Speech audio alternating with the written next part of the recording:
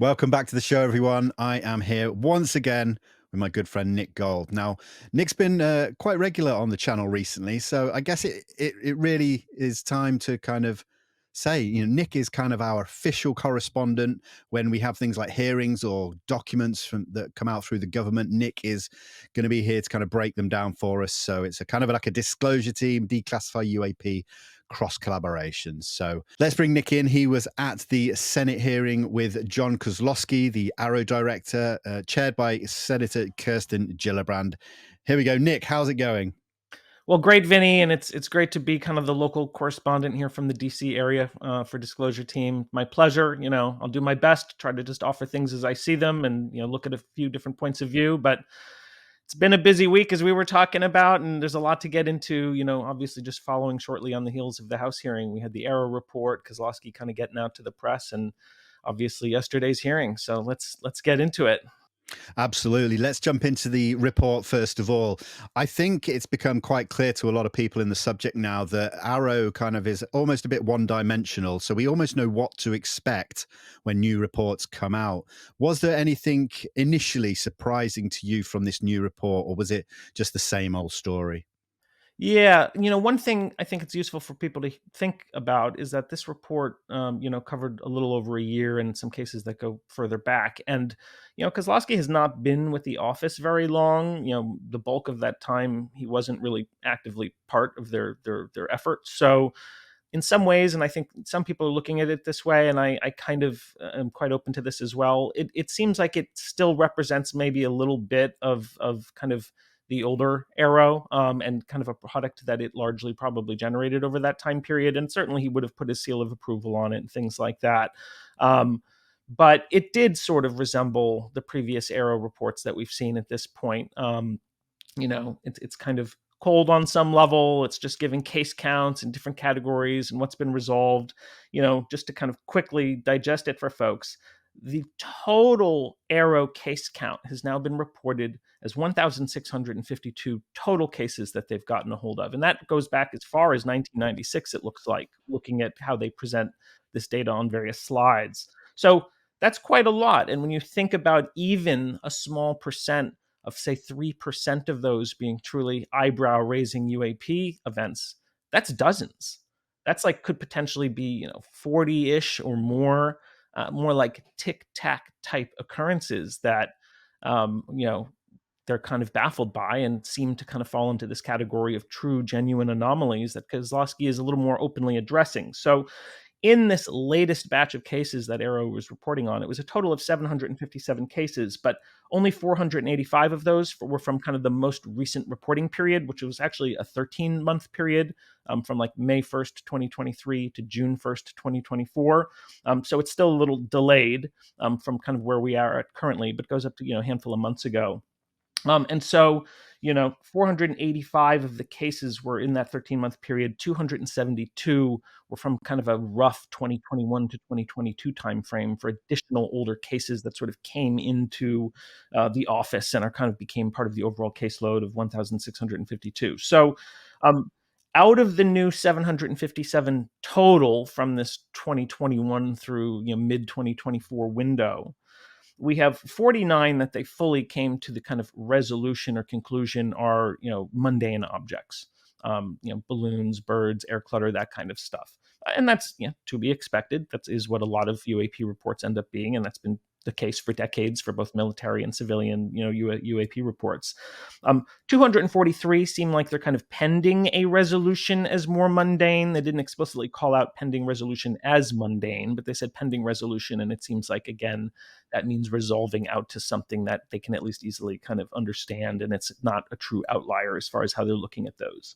Now, 444 of the 757, well more than half, they've had to put into this category that they're calling active archive. And it's interesting because I come from the archive industry and archive technologies and archive management systems. And active archive is kind of a commonly used term in that realm to mean data sets that you kind of are putting into another tier. They're not as being actively, interrogated on a regular basis through a variety of means, but you can kind of quickly get at them and recall the data as needed if new information comes to light. And Kosloski described, I think, a case of what they think resolved out to like a Starlink flare report that they were later able to revisit from their active archive collection and resolve as a satellite, probably. But interestingly, from this new batch of 757, they've put 21 into this category that, frankly, they're even being more explicit about acknowledging is a category, which actually does sort of represent a bit of a subtle but important shift from kind of previous ways this has been reported out of AARO and even previous offices, which are these true, genuine outliers as far as they see them. Things that represent, as Kosloski later talked about with press, things that seem to represent just physical principles that we don't have understanding for. UFOs looking and acting like UFOs, so to speak. And it's interesting that they are, again, kind of addressing those a little more directly. He brought up, I think, a few of those cases at the hearing, which we'll get to. But the rest of the AARO report was pretty typical. They went into a little more detail, which I was very glad to see, about this so-called Gremlin system, which is their data acquisition system for kind of more, a purpose-built system for collecting potentially scientific grade measurements of novel scientific phenomena, potentially, which, again, like they're saying, is a real thing. There seems to be some novel scientific phenomenon going on here.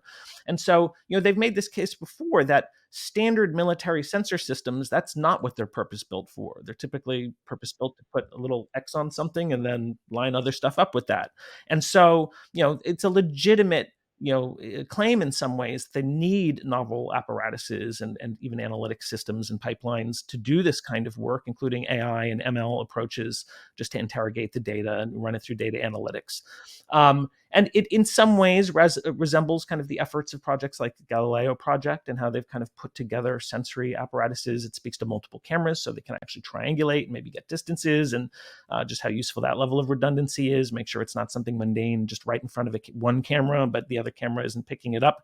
So it talks about active radar, which is something many civilian projects wouldn't necessarily be in the position of being able to employ as readily as the Department of Defense and their whole collection of technologies that they use to look at aerospace. So they kind of mapped it out. They gave a little gremlin diagram, which was great. And who doesn't love chasing UFOs with gremlins, right? I think gremlins are technically a crypto-terrestrial, Vinny. Is that how you understand it? I would say so. I mean, maybe they're from space, but that always seems a little vague about the We can crypto-terrestrials. call right? it paranormal, supernatural. It'll all very similar. Hopefully it's more of the Mogwai variety than the full-on like green, mean gremlin. Although they have certain flair.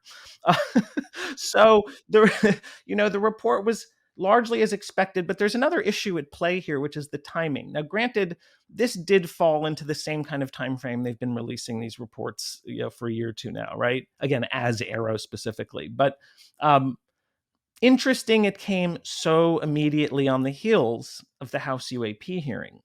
And I think someone with certain media literacy viewpoints might look at that and say it kind of at least looks like it was trying to kind of be a counterpoint and even maybe get in the way to some degree of a little more thorough reporting on the allegations of a very serious nature that were made in the House UAP hearing, and kind of shift focus to sort of the party line official DoD IC set of views. And I'll just say this: there's so much public focus on this issue, and there's so many decades of resentment that have built up around this, that these organizations need to go out of their way to think about the optics of these things. And we'll get into that also when we talk about the hearing, because people need to be essentially, nullified to some degree, because they have very legitimate, grievances as to how the government has handled this topic. And so I just think leaning into sensitivities about even the whens, like, should we delay it a week? Let this topic breathe a little bit, and then we'll come in. But it just feels a little heavy-handed, again, as they seem to be wanting to signal on some level somewhat repeatedly. And I just don't think that creates an environment where the public is particularly receptive of the message, which includes some wins. Like, they're talking about this category of true anomalies and facing it more head on than I've really, frankly, seen in my lifetime following this topic, 35 plus years. there's weird UFO stuff going on, folks. That's a great place to be at. And unfortunately, just this other way of kind of presenting it almost a little adversarially, it seems, um, gets in the way of those wins being properly digested. And I hope a lot of the active elected officials who've been supporting and championing this issue really take notice of that, really take a chance to listen to the community of often very reasonable, extremely well-informed members of the public who know this issue like you and me way too well, and know how to read cues that seem somewhat obvious. So, that's a little unfortunate, but the report as itself, interesting. But again, people I think are looking for more. They want there was no description of those 21 anomalies. There could be more. And you mentioned their optics, and yeah, we'll get into Jon Kosloski and some of his comments, but AARO has been around now for some time, and one of the first things that they did last year was start this X, or Twitter at the time, Twitter page. Now, surely that would be a great outlet to just keep information flowing a little bit, even if it's just little updates here and there. Do you think that that might sort of start breaking the ice a little bit and bringing back a little bit of this trust that was so badly lost with Dr. Kirkpatrick's tenure there? Yeah, we've seen more. Even just in the Kozlowski era, even going back, a few months when his hire was announced and he was shifting into this role, we started to actually see just a little bit more of an uptick in the kind of just, it was fairly, banal reporting on like a new report that went out or a new debunk that they put up, a few little tidbits. But it just kept a little bit more of a regular conversation going, although it's not much of a conversation because, you know, yes, well, I'll say this, even big brands that use a platform like Twitter to advertise, and they are trying to kind of develop one-to-many messages that they put out there and many people in the world absorb. Um, they still use the platform for what the platform is kind of intended for, which is social media. And social involves the actual interaction of human beings. And the account is not used in such a way. It doesn't interact with people. Now, that's also true of a number of other types of governmental accounts and other organizational accounts. I'm not saying everyone uses X that way, but I think again it may be a little bit of a missed opportunity. I think the problem that they see is once they kind of take the lid off of that box a little bit, it's just like suddenly the whole UFO community, is voicing every pent up thing for decades and having more of an expectation of a direct response, which they just might not be in the positioning of wanting to get into at this point. I don't think they have like a social media manager probably assigned to that, time who could even remotely keep up with that. I know people who might be able to do that, but I don't know if they're currently on the staff. So, it's a trend in the right direction, but it doesn't signal a true level of interactivity with the public, and that they need to build that up because, as we'll get to, they're talking about now pulling in reports from the public. And there's so many nuances and questions about the DoD and IC doing that. At the very least, they need to build up a much more positive rapport for that to even be successful. And they aren't there at this point.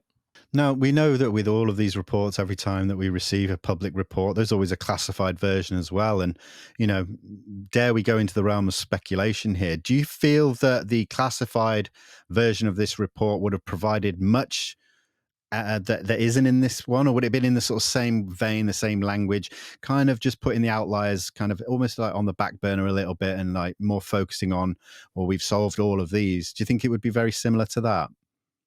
You raise a really interesting question that I've pondered quite a bit. And I've pondered it even more since the releases of some of the types of UAP reports that were coming out of both the UAPTF and its sort of immediate predecessor, the ITF, that we got out of Navy just in the last several weeks, a batch of about half a dozen documents. And in those, the vast majority are still heavily redacted. And there's a lot of black marks over things that seem like actual UAP data of things that they really think are outliers or at least need to be seriously investigated. And the question is, do the classified AARO error reports, including this very latest one, which again, who knows how involved Kozlowski was, do they more resemble those UAPTF classified level reports and there's just lots of juicy stuff in them that isn't getting to the public at this point? Or are they, as you suggest, maybe like a mildly more interesting version of essentially the public report. And I don't quite know. I've heard it's actually maybe more like a mild version, and I actually have a FOIA request into ODNI right now for both the classified annexes of last year's report, and now we've bundled in this latest one. I don't know when or if we'll get any of that, and if we do, it's not just, again, lots of black marks. But right now, it's sort of tough to judge what that backroom version of AARO is communicating to our elected officials directly. Just a little thing about the hearing. Matt Laszlo from Askapol collected a list from his own observations being there of which senators attended the classified hearing yesterday in DC, the closed version, and which senators, just there were only several at the main open public hearing that I was able to get into with a number of other members of the public. And it was many more senators in the closed version. There's something there that's keeping them interesting. I mean, it was several times more the number of total senators, including ones, I think Warner was there. He's very important on Intel. And there's just a number of folks who seem to have some interest in what's being communicated in those realms, whatever that is, but don't feel it's equally as important to publicly signal their interest and staying up on the issue by also maybe spending even a few minutes at the public open version of the hearing being seen on camera. So, does that offer a hint that maybe there's something more tantalizing in there? I would guess there is something. I don't know necessarily that it's to that level of drawing almost the total focus on the true outliers. Is it just kind of very, or maybe overbalanced even on looking at things that aren't UAP? I think, well, you're studying UAP. Do we really need 70% of it to be about not UAP? That just doesn't seem a very useful use of the number of pages you're going to try to fill, right? I suppose with this report, it did smell a lot like Kirkpatrick and what we've seen previously. So maybe Kosloski didn't have much input towards to finalizing the report. So I guess that kind of, and before we move on, is there anything else do you think that report that we should cover? Because I think we should move into Kosloski, because we started hearing from him, or the press did certainly last week. Well, just a couple quick notes. I mean, they're getting hundreds now in this new batch of cases from FAA, which is good. I don't know that FAA still has a tangible enough reporting mechanism. Many people are saying clearly, like Americans for Safe Aerospace, that they don't have tangible enough reporting mechanisms for pilots and et cetera. And but at least they're getting more, because that does represent obviously a very valuable potential input of cases that aren't necessarily centered around military sites and platforms. And they continue to acknowledge and I think even maybe lean into a little more this notion of reporting bias. They're seeing things where they have things that can be looking for things. There's a lot of other places that the military just doesn't operate as much, and they seem to be implying that there's a lot of this kind of activity going on just where they're not observing. And so it gives a sense that it's very heavily centered around military operations, but it's not necessarily. And this is also a little bit of a new tone from AARO. It's not super explicit, but they're starting to make this connection between UAP, which as a term even has been almost exclusively associated with government military sightings of these anomalous things or things that are reported as such things. And then there's UFOs, which is what the public has been talking about and reporting and looking at. It look the same shape distributions and things like that. It's the same overall set of phenomena, but they haven't wanted to connect the militarized version of this to what the public is also seeing these things all the time, in their backyards, in the cities, in the country, in the wilderness, and the in between, and subdivisions.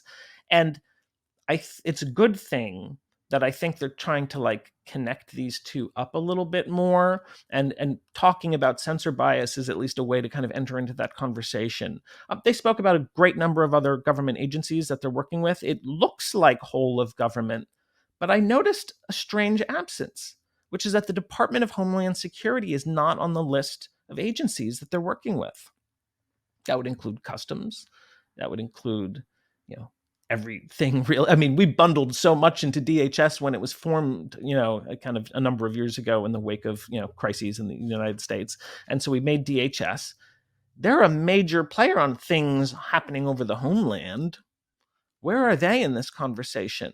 And I think it was in a press conversation that happened after the release of the report, Kosloski even acknowledged they don't really have an official reporting chain even for cases from DHS and customs.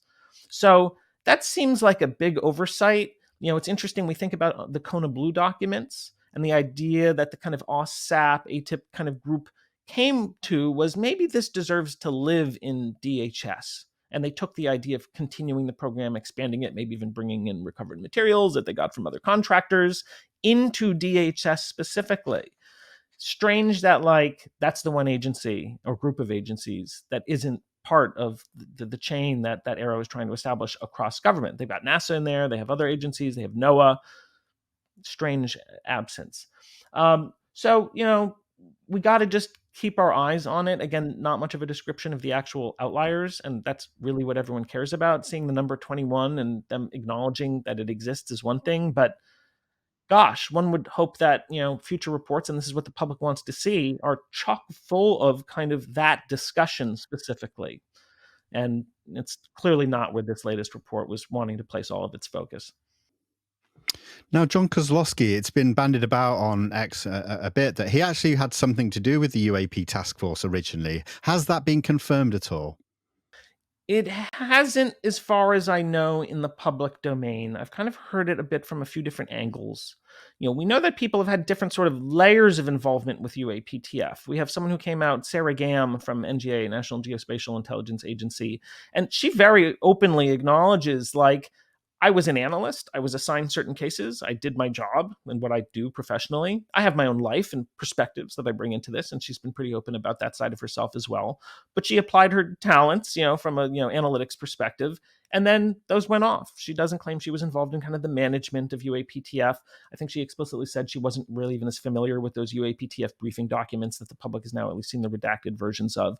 So she acknowledges she was just kind of a worker across many agencies that were helping UAPTF evaluate this. And the question is, okay, maybe Kozlowski was involved, but was he a little more peripheral like that and kind of doing a more focused thing? Or did he have much more involvement?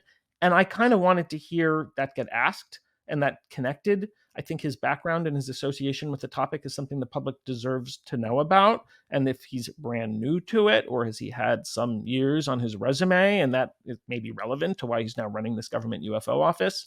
So I don't know explicitly that it's been completely confirmed. I think we deserve to have confirmation of whether or not that's the case at this point. I think it was last week. It almost felt like he was presented to the media and the press for I think a statement and then quite a few questions. And I'd like to talk me through your thoughts on that. But briefly, I kind of got the impression he made a few statements, and then the press really pressed him on some of those statements because it almost felt like maybe there were some contradictions in there with the way he was sort of saying things, and they almost had to force him to backtrack slightly. Did you get that impression? And can you give us your more broad overview of that session?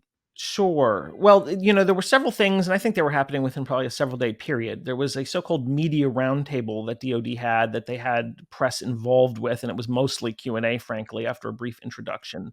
He also seems to have made himself available to several journalists separately from that, and they wrote some articles. There was a Brandy from Defense Scoop. I think there might have been one in the War Zone. There was a few others, and it's very worth people reading both all of those stories word for word and paying close attention to what he says and the questions that were asked, and also reading the whole media roundtable conversation and really digesting it, and again going over it line by line and trying to be analytical about it, because a lot of interesting things were said, and I think it was actually kind of a positive introduction for him in some ways, in that the press seems to be evolving a little bit, as you pointed out, Vinny. They're going to the meat a bit more. They're pressing on the outliers, the true anomalies, the actual UAP. It's it's stupid we have UAP that sometimes means the broad category of everything between birds and bugs and crazy anomalous objects. But sometimes we use the term to just refer to the crazy anomalous objects. And that's kind of maybe a quasi-intentional conflation there, and it just blurs things more. I'm glad that like using the word anomalies and genuine anomalies, or I think the word outliers is a good one because you're talking about really outliers of data that raise eyebrows and are much more interesting from a scientific novelty perspective. The press are kind of going to that territory, and that's really important. He also, I think, pretty squarely addressed that, and in I think what somewhat resembles a scientifically honest way. Let's forget about legacy programs for a moment. Mostly, we don't know what they have. I don't have proof definitively of what they have specifically, how many of them, what they look like, what may or may not be novel about them, whether any of it gets into this realm of biologics or bodies. I don't personally have confirmatory evidence of all of that. However, I think even if you did have various layers of that down to like things in vats, so to speak, as I like to speak about it, the green bubbles in the liquid or whatever, uh, it would be very difficult to create a definitive scientific case for even what you're looking at.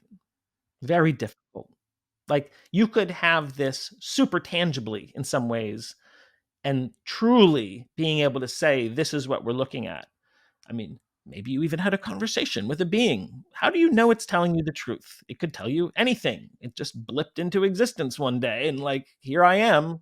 Take my word for it that I'm black, who black of the blah, blah, blahs. Like, you know, so even if we kind of half consider that set of possibilities, let's now kind of focus in on what the AARO data set is, which is obviously much more limited, and we're all cognizant of that, whether that's appropriate or not. It's just now there's this sort of net new collection. Let's hit the reset button and create new UFO cases we can analyze.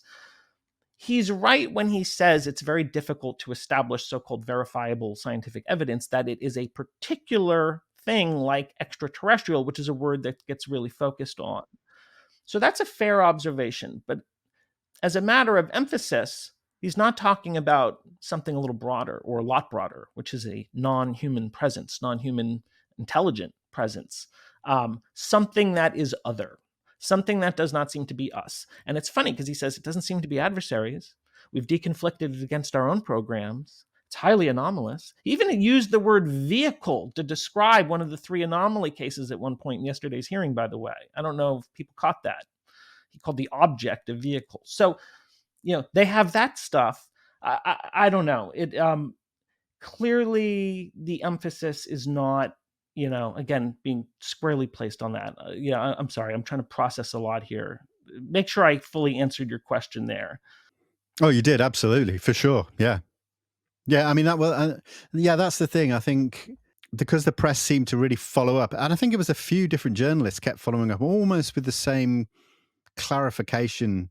Well, I think they realized there's this dance. Again, like I think this kind of completes my thought I was trying to make. It's like you're acknowledging that there's this thing, but you're also talking about all these others. And the journalists are trying to like, no. I mean, let's talk about these anomalies that you're even kind of slipping and calling vehicles at times. And like, I think there's this resistance. It's like, yes, it's like whatever, he uses this phrase like scientifically verifiable evidence of extraterrestrial, and he keeps it super focused.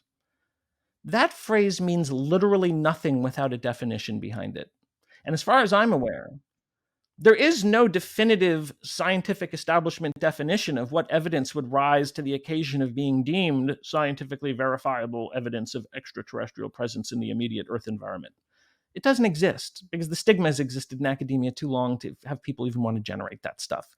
So when he tosses those terms out, it sounds like there's truth to it, but then there's also that kind of playing with words, and that if they can't even define that, and if they can't broaden what they're talking about to just a simple acknowledgement that there seems to be something that is not one of the operators we're aware of, right? Like a nation state, a small group. And they also talk about these breakthrough technologies that it could be indicative of. He defined it a little more. He said, like, this would be something that we can't imagine having in the next several years. Like, it would be coming at us as sort of oh, that's interesting that exists because we didn't think there was a pipeline to it in the here and now. But he still kind of talks about that from a human-centric set of, frame of references like academia or corporations or whatever. And Even Gillibrand stressed this. This has been going on somewhat consistently since at least the 40s.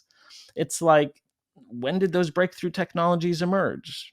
Whose are they? Why is there no real evidence of them? No one's published papers on them. And why, did they also exist 70 years ago, right? So I think they're sensing they picked at him on that in the media roundtable. Like, what do you mean when you're talking about breakthrough technologies? But I want to see the journalists ask more about this kind of more broad other category and why they're not wanting to address that as a possibility. And the other thing that kind of frustrates me, and I also want to see journalists ask him about more, is what are your categories? What are the hypotheses that have been generated for these true outlier experiences? I actually asked Gillibrand about this directly after the hearing yesterday. And she's like, I don't think they have them. I mean, like, I'm like, this is what the intelligence community does. They look at weird stuff and they're like, what could be going on here? And that's also what science does. Science is very comfortable generating early stage hypotheses about what some set of phenomena might represent, and have it help guide your research effort around it as you develop more concrete approaches to investigate this novelty, right? And for them to all act like, he'll throw out breakthrough technology, and even he said, I can't take extraterrestrial off the table, and that's good, and I think scientifically honest, right?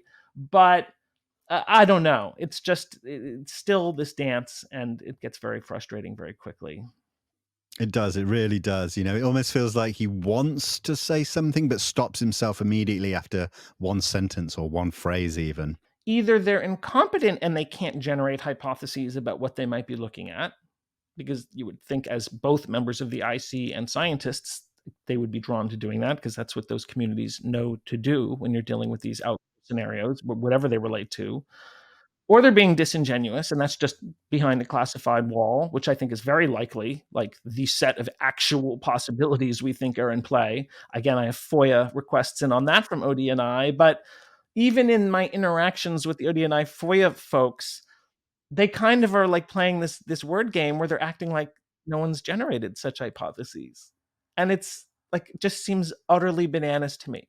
Or could it be that the stigma even runs so deep, even in their own organizations that are tasked with studying this, there's a resistance to like putting down on a list what we might be dealing with here, and then saying to the public, we're going to level with you about UAP, because I think this is a significant part of the leveling with us that the public is looking for. Can you just tell us what you think might be going on? You don't have to cling to it. You can acknowledge it might be multiple examples of these things. It might be something outside of this list. We're starting to craft these possibilities, folks. We want to be honest with you where the thinking is at. We've said a few of these things. There's some other ones in here. We're not sure. And we're going to define what it would actually take to gain more assuredness about each of these hypotheses. But they're not wanting to have that conversation, obviously. Now, this was the second hearing we've had in a week. Couldn't have been more different, really, in every aspect for me personally.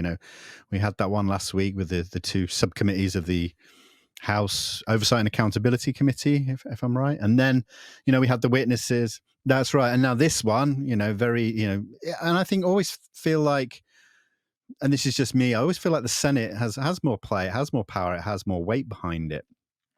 But I think even from the announcement of this, I almost was just like, we're not going to get anything from this. But it will be interesting to hear from the new director in a public way. So, you were at both. How was it turning up yesterday for this Senate hearing compared to turning up for the House hearing with regards to atmosphere, people, and kind of potentially what we might get from it? So at the House hearing, you had probably over 100 members of the public who showed up and were wanting to be in the room, be actively involved, have that level of proximity, support the people, the witnesses who were speaking. I think that was a motivation for many members of the public, including myself, to offer a level of support to people like Lou Elizondo and Tim Gallaudet and Mike Gold and even Michael Schellenberger, and just show that like we're behind you. We're trying to give you some capital to work with here politically. There were maybe at most at once 8 people waiting to get into the Senate hearing. And I think it was only maybe about 15 members of the public who showed up. There were only 2 media organizations present. One was Matt Laszlo, I believe, and the other was Joe Khalil from News Nation. ABC had a stream going and actually kind of did their own broadcast using some camera feeds they had out of the room that aren't the standard government camera feeds. So they had some level of involvement in broadcasting it at least. But in the room, it was mostly empty space. The audience, it was a much bigger hearing room than the last Senate Armed Services Committee UAP hearing here that Gillibrand did with Kirkpatrick. They thought maybe they'd get more turnout, I think. They wanted to accommodate people. They could have probably used the smaller room, and that's disappointing to me. I think it was disappointing to the people involved, certainly Gillibrand and Joni Ernst. I think they would have liked to see more public support of that version of what a UAP hearing looks like. But as you said, Vinny, there's this schism, and it doesn't seem healthy to me, frankly. There's like the House version of UAP hearings, which is a lot of allegations, very serious, very credible, very, in some senses, I don't know if salacious is really the right word, but really, again, quite eyebrow raising and kind of amazing, like both amazing, also very concerning, very concrete allegations of certain levels of malfeasance, whistleblower retaliation, funds being spent inappropriately, potentially illegal programs, things not being reported to Congress. And then on the other side, you have like the official guy from the government office giving the party line version. And it's just so bifurcated.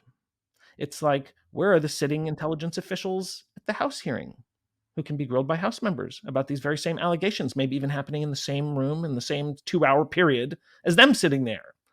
Then going to the whole other body of our bifurcated Congress and then only having the official version of things and none of the same kind of allegations being presented, no one that is kind of a little more adversarial to the party line government version of things. It's like there's one world and there's another. And I don't see any of this as ultimately productive in the sense that we deserve to have all of this unified in how the public and government and our representatives are digesting the UAP topic and hopefully trying to transmute it to some degree in how they communicate to the public and do a better job of it. And the better job of it needs to include kind of all of that and everyone kind of coming together. It doesn't feel like everyone coming together right now. Senator Gillibrand was very gracious. She spent probably 30 minutes at least with members of the public, myself, some others, some journalists, after the hearing yesterday. And she clearly really likes how she's holding these hearings and what they represent and what they're kind of doing and getting at and the reasoning behind it, which there is, versus the House version. She didn't downright castigate it, but she did kind of signal, I don't really see my job as running that kind of UFO hearing, right? And it's like, well, there's a guy who was a rear admiral. He ran NOAA, or Lou Elizondo, who was running serious, SAPs for the White House and National Security Council and UFO stuff, amongst his portfolio, but high-level DoD guy. I don't know. It just act like it doesn't exist on some level, nor is it necessarily credible, nor is it what you want to put your bandwidth into kind of showing the public that you're listening to by, creating a sort of, cinematic environment of you listening to people making those kind of, you can say you're meeting with these people behind the scenes or whatever, and allegations are being made. Yeah, we've heard it. Yeah, you should talk to AARO and give the info to them. But you're not signaling that you are legitimately listening to those allegations unless you make it part of that experience you're crafting with a hearing. And a hearing is more of a crafted experience. It's a play, right? It is very pre-scripted. That's as true for these House UAP hearings in some ways as it is for the Senate one. You kind of know where they're going to get to when they craft it in a certain way and what the outcome is largely going to be, how it's received by different sets of people. So, I would love to just see the approaches brought together more. It doesn't seem useful that it is just so utterly bifurcated at this point. I mean, one thing I noticed that Gillibrand, she seemed to get into it pretty quickly with a very serious face and some very serious remarks.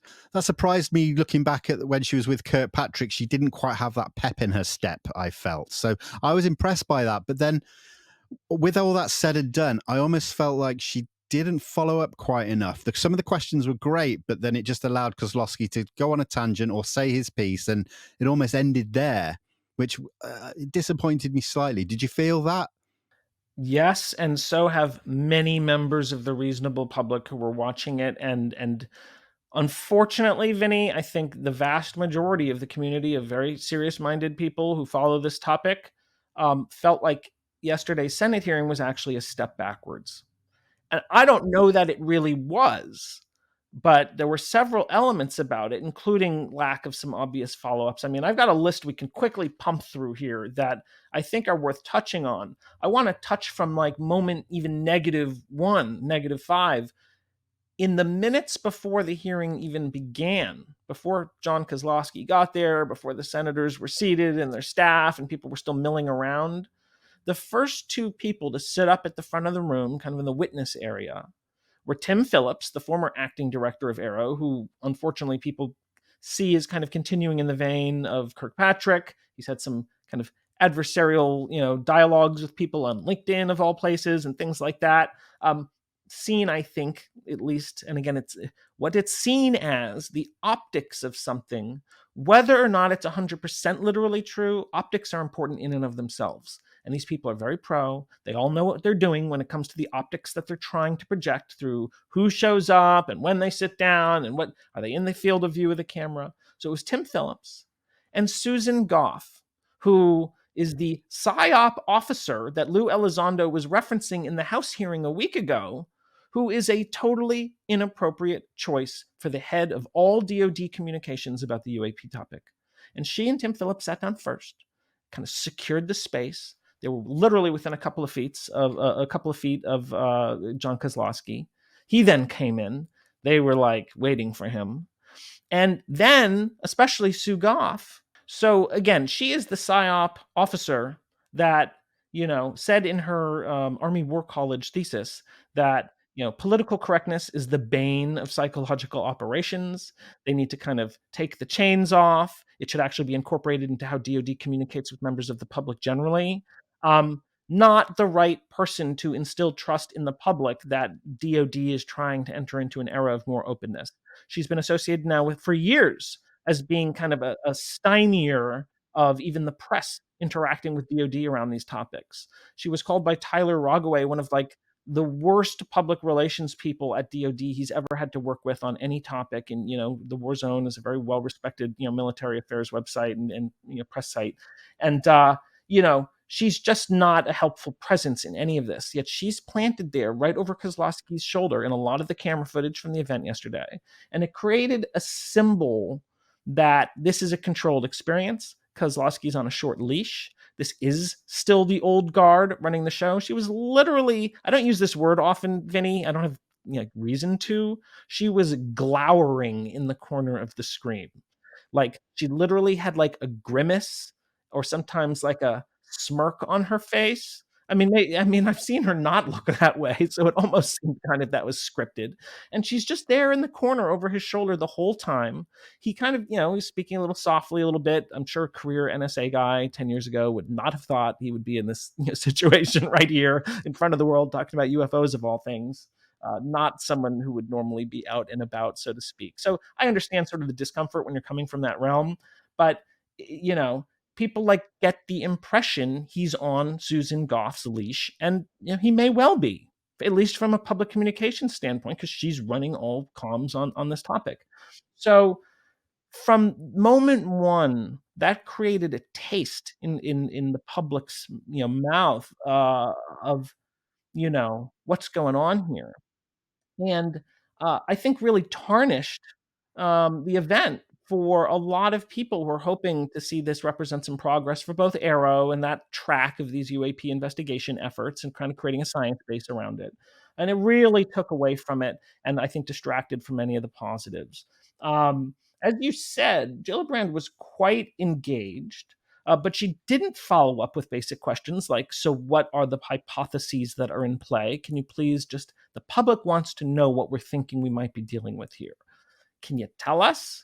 Like what, I'm not holding you to these. You've said it's not verified. I'd like you to define what verifiable evidence for some of these different categories might even begin to look like. Or is this the kind of thing you need help from academia? Do you have a working set of definitions? What do you have evidence on? Again, what are the hypotheses that you think the firm evidence you have might represent? Again, it's the intelligence community's job to generate kind of hypotheses for scenarios and then assign them different confidence levels and be very open that there might be multiple possibilities in play. And the fact that she's not pressing on like the core of sort of what the IC approach is seems, like just a wasted opportunity on some level. And like just giving the easy pass in some way when you're not even kind of putting some of those basic things on the table. Um, he mentioned a few anomalous cases, but she didn't ask anything about like, well, what's your data? You talked about 3 anomalies. They're kind of anecdotal. One you implied had video, and you still think you might be resolving it as something more mundane, something that they thought originally was flying between 2 aircraft, and it might be behind one. And he's talking about metadata and whether we can support that argument. I think most people are like, why are we talking about little blips on a screen when so many credible witnesses have said you have tangible data that indicates strange things occurring, like that you are seeing clearly? It's not a little blurry thing in an Aguadilla video. Like, many people have said this credibly, that this exists and they have access to this in their database. Why isn't she asking what data do you even have about these several anomalous cases, especially those 2? One was like, a guy who saw a strange object after he had observed kind of a glowing orange ball or something and came up and there was like an automobile-sized object that tilted up and shot off into the sky. Why is that supposedly in the 21 cases that they're scrutinizing thoroughly? He didn't mention that there was video of it or other data associated with it. He described it as an anecdote that was relayed. Can you tell me, Mr. Kosloski, these seem to be part of the 21 true anomaly cases, but you've also indicated that there's this giant active archive category of stuff you just don't have enough data on. Are you telling me you actually do have concrete data on these several cases that you've just outlined to me? The other was like kind of the typical, cylinder or cigar or maybe a disc from the side shaped thing that's shiny, silver, metallic, making a weird glow. It's kind of UFO being a UFO. That 2 cars of contractors leaving a building, I guess, a government meeting or something that they were having, and they all see this thing, and then it just blips out of existence, clear as day. They could tell that it was clearly aircraft size, like a commercial airliner kind of thing. It sounded similar to something that I had an interesting brush with a number of years ago. Why are you talking about that as if it's one of your 21 eyebrow-raising cases? Was this just a visual observation by multiple credible people? What more would you have to dig into? Or was there a dash cam? Did multiple people in the aerospace industry see this thing and instantly bust out their phones? You have phone footage? None of these follow-up questions on like, why are you telling me about these things? Do you have hard data on them? And why are we talking, like, if you don't, do you have hard data on any of those other 21 cases? Can you tell me even about the class of data that, is there something, can you tell me, Dr. Kosloski, are there things that just you have high fidelity data on? We won't talk about what the sources and methods are, but you can say this is high fidelity. It's been cross correlated. That speaks also to these highly anomalous occurrences. Again, just kind of missing in action. We talked about the verifiable evidence terminology. And that, I think, again, from a kind of an optics and how it's processed by the community, Vinny, it's just an instant turn off to keep hearing that fallback. We have no verifiable evidence of an extraterrestrial presence or technology. It's like, it really puts people in a sour mood. Because, first of all, everyone's acknowledging there's this evidence of something really weird. In fact, that throwaway phrase almost gets more and more aggravating the more they acknowledge that there's these genuine anomalies are in our environment. It's like, well, then what do you think you have data of, man? Like, Yeah, exactly. Right. Or do you have evidence of something that might be extraterrestrial and that verified is really like carrying a lot of weight there as a modifier, which it seems to be the case. And again, why aren't you talking about these broader categories, which just drives people nuts? We talked about Sue Goff and just the awful, awful optics. Again, I think 80% maybe of the negative feedback about this event would have at least been much more tempered had that woman just simply not been in the room. You could have the same event, same questions, same intonations, all of it, and there's just no Sue Goff presence, and people wouldn't be as PO'd. So if Senator Gillibrand and Senator Ernst and their colleagues who support these efforts, I think genuinely, I got that impression. I interacted with her for minutes after the hearing. As you said, she's very engaged. She had good questions. She's a very intelligent woman. You know, it's just for them to not perceive what's going on here and why DOD is choosing to plant that person, especially when you're trying to invite whistleblowers in the door. Give us another chance, guys, except dun dun dun. It's like that doesn't signal a changing of tone and more inviting. It's like, and the glowering troll will be there waiting for you. I'm trying to refer to her in just ad hominem terms, but it's like those are the optics. Anyone with any political sense would get that. Just quickly, it makes me think that, you know, we'd had the closed session previously to the public version. It almost felt like they were like, look, we've got the information we wanted to hear in the closed. Now let's just quickly get this public bit over and done with. Whereas maybe if they'd held the public bit first and we had a bit more pressing questions, then maybe we'd have got some further answers, or at least some acknowledgements of, look, we'll have to talk about that in the closed session. It might have just changed how it looked a little bit. So tough to know. Again, without knowing what data is or is not being presented, are senators in those closed hearings seeing compelling data of true anomalies? That's a basic kind of question at this point for the public to have. Like, Senator Gillibrand, are they showing you any of this weird stuff in the classified hearings you would seem to have need to know as the person who founded the AARO office? There's a couple other really, I think, somewhat concerning things that came up, Vinny, in the hearing that I think deserve some focus right now. So you may remember back to such little occurrences as Edward Snowden or revelations about the NSA collecting metadata of average everyday Americans' phone conversations and text messages and stuff. And by the way, people should note, and I'm not saying this is definitely the case, transcripts of verbal conversations technically count as metadata. Just something for people to keep in mind. So when they say it's just metadata could be like a description of everything that was discussed and down to the word. So American citizens and the media and the establishment has had actual freak out moments over the last decade or so about government overreach, especially in the realm of DoD and intelligence community activities when it comes to collecting data on American citizens. So what do we have? The DoD IC office is now also going to be collecting reports, not just from the military and contractors and members of the intelligence community, but the general public. UFO sightings, maybe even other very uncomfortable, very sensitive and disconcerting experiences that lots of people have, things that people don't necessarily want to put out to their employer or to the public at large. And now we're going to hand this over to the DoD and intelligence community, when we also have some reason to believe that even as recently as the OSAP era, public UAP records were probably shifted in a way that most people would not think is totally appropriate from a ostensibly civilian organization, MUFON, over to a Defense Intelligence Agency program. And some level of scrutiny was applied to the American citizens who appeared in these cases, because it doesn't seem it was purely sensitized. So I am very questioning of why DoD and the intelligence community, which are really aimed at combating this country's foreign adversaries, need to be so involved with the domestic sensitive occurrences that are happening to the populace at large. Blue Book did that, but are we trying to emulate Blue Book?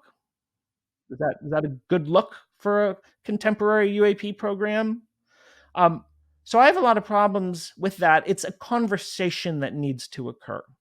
Again, maybe DHS or something like that, or even giving resources to first responders and having NASA do it, or some other science-oriented organization, or hell, a new UAP agency that gets stood up, maybe out of National Science Foundation or something like that.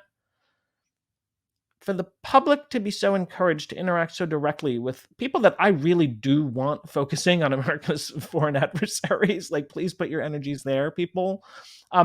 I just don't know whether this makes any sense. And I think we have a right to be very scrutinizing of this. And I think Senator Gillibrand and her colleagues need to be super cognizant of this and have a few words bouncing around in their heads. Edward Snowden, NSA wiretapping and metadata. And then they need to think about whether this really is something they want to do this way, because I don't know that they will if they fully take it in, unless they have their own reasons for doing so. But this needs to be brought to these people's attention, in my opinion. Now, this is the other spin on that, Vinny. Dr. Jon Kosloski has a really interesting resume at the National Security Agency, right? Quantum optical systems and computing and code breaking and cryptanalysis. Like, kind of sounds like a guy who might be associated with, I don't know, designing quantum computers to break every code on the planet. That kind of thing. I don't know that he specifically was doing that, but like, they probably are doing that, and he seems to have skill sets that would apply to that. So their mechanism for taking in public reports is for members of the public to download a PDF form and email it to their office. I'd like to state to everyone here, don't do that. Don't do that. Email is the least secure online communications mechanism in existence. There's many mechanisms for people to like steal your emails. It's like sending a postcard through the mail. Oh, I can read what's on the other side. For the guy who was a career NSA dude, designing, working on the most cutting areas of code, encryption and code breaking technologies, to suggest this is the appropriate mechanism, cost savings, easy to stand up, he said. This is how people should send this very sensitive data to a set of DoD and intelligence agency folks who you don't even know where that's going or what it's going to be used for, or your privacy. And do it over open email, by the way. We have a PDF form for you. It is absurd. I mean, much in our world right now, especially in America, Vinny, is just totally absurd. So maybe it's just of our absurd times, but people should realize it's absurd. People should demand a better system. There's basic internet communication protocol issues that can rely on encryption, which a former career NSA guy should know a lot about at this point in his life. Like, that's not cool. I interact with 1,000 vendors and websites and even government agencies using websites and apps and all of that, and have basic encryption as part of how information is conveyed between the public, myself, and these organizations, both private sector and public sector. Emailing a PDF of your UAP report is asinine. I'm just going to say the word. So why are you not doing better? I think that's just a very obvious question. And then, a couple other things, Vinny, just to finish this out. They showed 3 cases that they debunked. They had the Go Fast video, which their debunk was one we've heard before. It's parallax. Forget about it. Forget about the fact that the gimbal was recorded within minutes of this Go Fast video. Forget about the fact that these things were being picked up on radar. Forget about the fact that none of the pilots or any serious UAP people were ever saying the thing that explicitly made it anomalous was that it was going super fast. Just forget everything. We looked at this and we figured out some parallax is in play. So this is nothing to see here, folks. All those sightings from 2015, that this was clearly part of. This was in an email that was on Tim Gallaudet's freaking military system that disappeared. Come on. It was a little balloon. It wasn't going very fast. It was actually way high in the atmosphere. Just don't worry about it. This is typical blue buck kind of stuff. To cut that context away from the scenario is just how one obfuscates things. And the public is smart enough to read it, folks. They know when obfuscation is occurring. The Aguadilla video, which SCU, of which I'm a member, great organization, has done a lot of analytics work around. There's always another case to be made in science. That's part of science, is to refute things and present new information and to update one's thinking. I think SCU is as open to this as any other organization that looks into the UAP topic. But there was an explanation offered that the reason this thing disappears in the Aguadilla video, it wasn't even over the water. It wasn't over the water. It was over the airport. It's another kind of parallax effect. It kind of makes it look like it's over the water. Maybe. But the reason it disappears and then reappears isn't because it went under the water. It's because it brief temperature fluctuation that just so happened to make it completely match the temperature of the water and then instantly not be part of the temperature of the water. So it was being obscured in these forward-looking infrared cameras. I'm sorry, do you have any evidence to present for that argument? Can you show me another FLIR video where that's like obviously going on and you can kind of relate the two? Do you have any little, there's little numbers over things, and then that section at the end of a scientific paper, the references, can you actually reference that as a reasonable argument to make about why such an extreme temperature fluctuation would occur for a matter of moments in a pretty concrete way? Like it happens and then it kind of goes back again. And it's like, these are not scientific refutations, Vinny. It's not science. You got to show the work. Science isn't done by trust me, bro. And if you're going to make a claim, you have to show something that backs that claim. Now, they might put out papers or whatever, and they need to. Why they would show a debunk prior to being able to do that, which was very much of the Kirkpatrick era, doesn't make any sense. Doesn't make sense to members of the public, and it doesn't make sense to scientists who take this topic seriously. It just doesn't make sense. It's not science. So don't keep hyping yourselves as the most preeminent scientists of the government. I believe that some of these people may well be. But then they're doing these things that aren't actually how science is done, and it sets people off, and it's really just not a good look. Then there was the volcano video, and again, it's a blip on the screen. Why are we talking about blips on screens when so many credible people have said there's so much more than blips on screens? It seems a bit of a distraction. And then the last, I think this is the last main thing. Well, there's actually a couple. So the whistleblowers, this is a whole other area. He's trying to hit the reset button. We've started even some folks who were not as happy talking to the previous guys, we've reinitiated some conversations with. And frankly, I think that's good. It's appropriate. Tough to make that case when glowering Sue Goff is in the corner of your screen, like over your shoulder as you're saying these things, because she's not representative of that, and people know how to interpret that signaling that DoD seems to be very intentionally making with her presence in such a way. That's intentional. These, again, they're not idiots. They know what they're doing. So they're inviting whistleblowers. They're saying you have all the protections you need. They're not articulating why anyone should trust them at this point, right, Vinny? What did they do for David Grush when elements of his very sensitive medical history, et cetera, were clearly leaked by probably DoD or IC affiliated folks to a kind of yellow journalist type, Ken Klippenstein? He puts it out. Seems like the local police department might have put something out that might have been in violation of HIPAA standards. Just lots of sketchy stuff. In fact, there's a lawsuit, I think, going on about that right now that Grush has going. What did you do for him? Were you there? Did you call him up? Did you back him in any way? Because he seems to, he's kind of disappeared off the public stage largely. I think a lot of that is because of the blowback he faced. He had major career repercussions. What did you do for him? What do you do about the people who talk about having been actually harassed? What if they get harassed? Can they call you? Are you making yourselves available? What capital do you have to back them with at this point? Are you going to send them to the ICIG, who, by the way, they all just resigned with this new Trump administration coming in? Whoever was running the last David Grush, et cetera, UAP, ICIG investigation, they're not there anymore. Their office might be. Very tough to know if that set of investigations or investigation is going to continue apace. Are you just going to send them to them? Who are those people that they should go to if they're not there right now? Do they have to, come forward, but then wait for the new people in the Trump administration? Do they have reason to think that those people are going to be protecting their interests?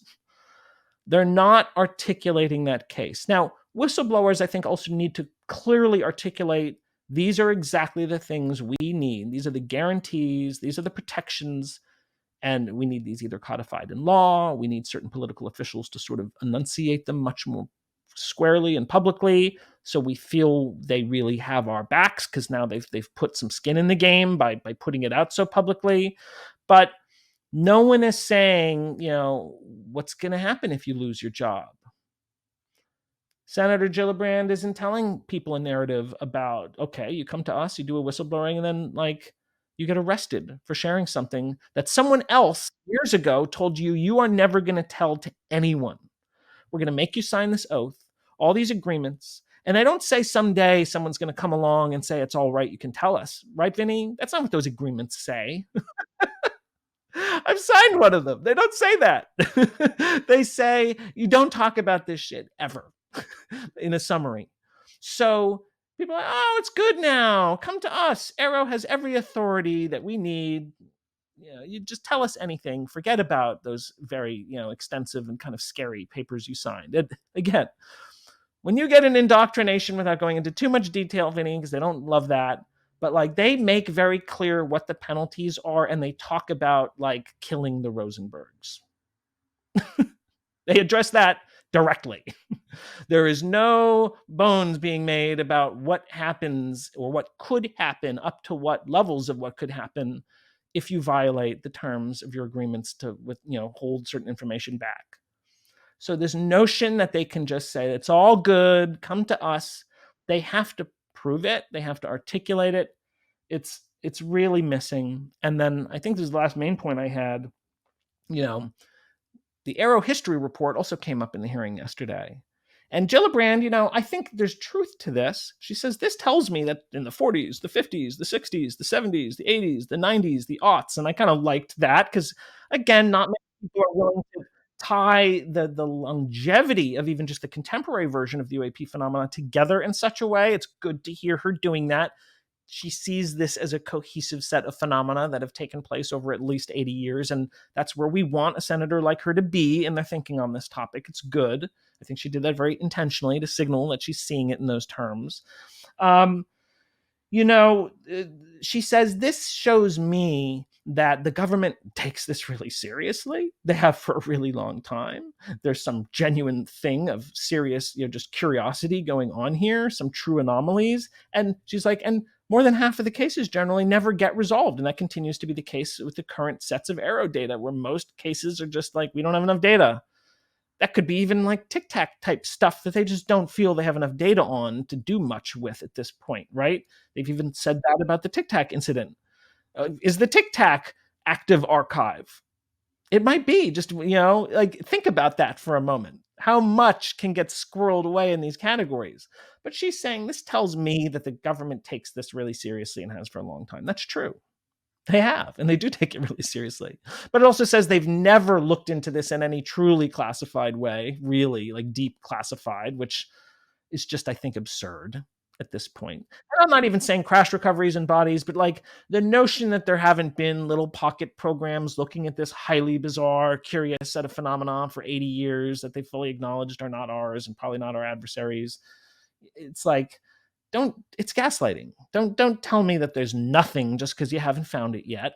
And then even Kosloski acknowledges, we still want to talk to people who think some of these potential legacy programs, what they have to say about them. So it's like they take them seriously on one hand as a possibility, but then it's like they're fine with the report that says, no, none of that.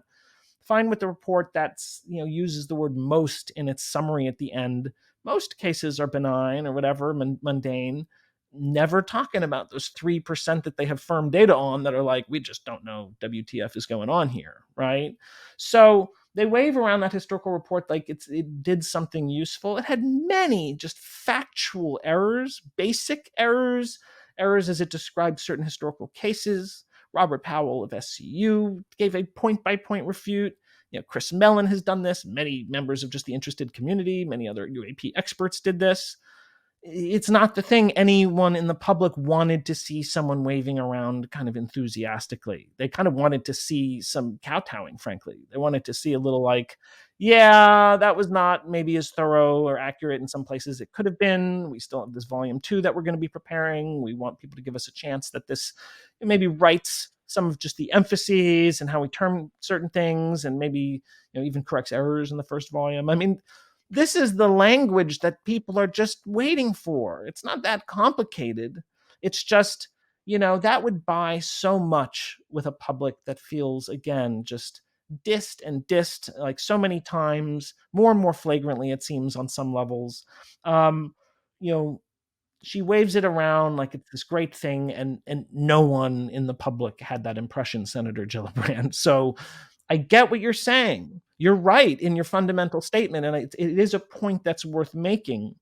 But again, the optics of how you communicate about these things are mission critical to getting the public to be more receptive of working with government around this very confusing UAP topic. And then, I was very impressed, Vinny. Senator Gillibrand spent at least 30 minutes, I think, chatting with the not super many members of the public and media after the hearing. Kosloski, Goff, and Phillips ran out of the room.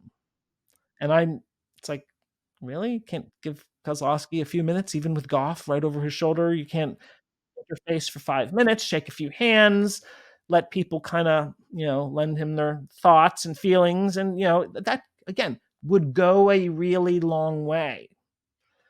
But they missed that opportunity entirely by literally just kind of running out of the room.